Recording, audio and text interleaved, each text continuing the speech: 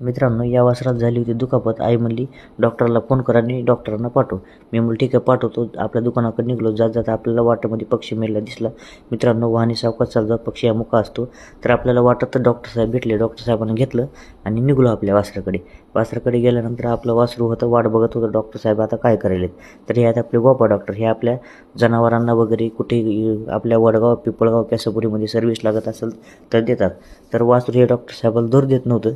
मग डॉक्टर साहेब म्हणले, सुमित तू मोबाईल थोडा 2 मिनटं बाजूला ठेव आणि तू इकडे. मग मोबाईल दिला मी भावाच्या मुलापाशी. तर वासरू मला धरू देत नव्हतं, मारली उडी. मग डॉक्टर साहेब म्हणले तसं नको धरू, त्याला परत वड आणि व्यवस्थित धर. मग डॉक्टराला म्हणलं मी मला काय धरायचं सवय नाही, पण तरी धरतो.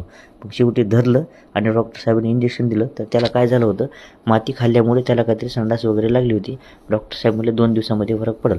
आता होती 3ऱ्या वासराची बारी. तर आईला त्या वासराला धरायची ताकद नव्हती. मग आईनं धरलं, डॉक्टर साहेबांनी इंजेक्शन दिलं. यानंतर निघलो आपल्या व्यवसायाकडे. आपले कस्टमर वाट बघत थांबले होते हातामधील दोरे वगैरे बांधण्यासाठी. ज्यांना हातातील दोरे बांधायचे असतील तरी श्री बालाजी पूजा भांडाराला भेट द्यावी.